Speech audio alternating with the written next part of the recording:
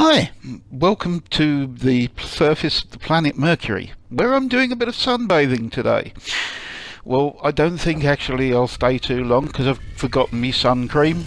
It's 840 degrees Fahrenheit out here today, or what is it?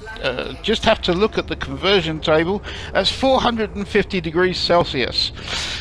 So it gets a little warm, and there's no atmosphere, so its UV filter is a little on the low side.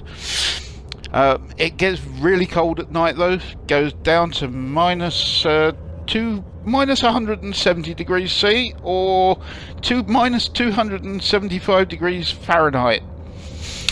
So yeah, it gets a little chilly.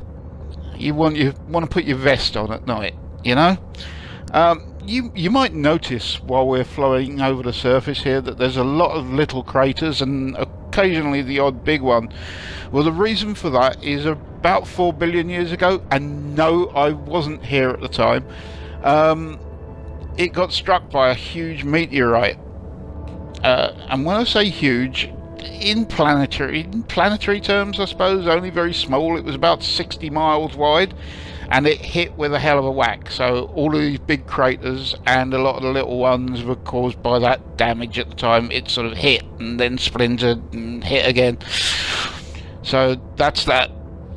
It's got quite a low gravity, but the about the same as the moon, because it's about the same sort of size and mass.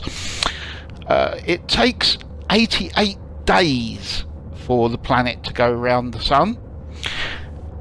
But funnily enough, it takes 59 days for the planet to rotate. So its day is almost as long as its year. Yeah, so it's a bit of a funny one, all told. The Romans were the first, as far as I can make out, to call it Mercury, because they noticed how quickly it moved as opposed to any of the other things that moved in the sky. So they thought it was their god Mercury, and hence they called him Mercury, because obviously the gods live up amongst the stars. We know this. Of course we do. Yes. Excuse me. More Theakstons.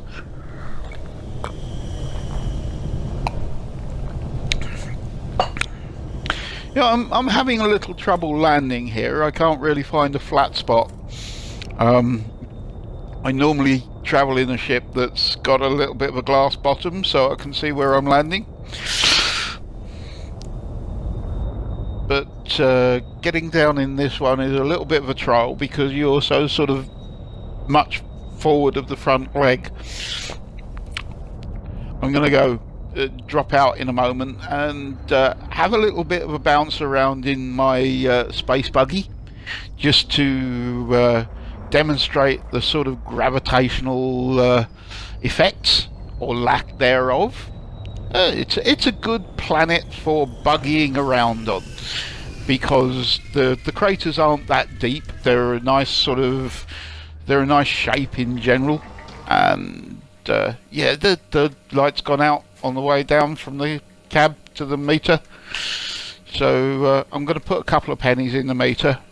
Luckily I got it charged up. Oh, there we go. And I'm going to send my spaceship up into the atmosphere. Let's see where we go. That, of course, is our sun that you can see. Just above my head at yeah, that's it.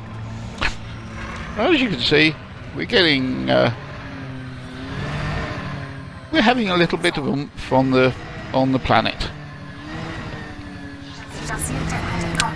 Well, this has been part 1 of my tour of the solar system. I hope to see you back next time, when I will be having a look at Venus. And I think if this is anything to go by, I shall go there at night, because I'm fed up. It's rather sweaty in here.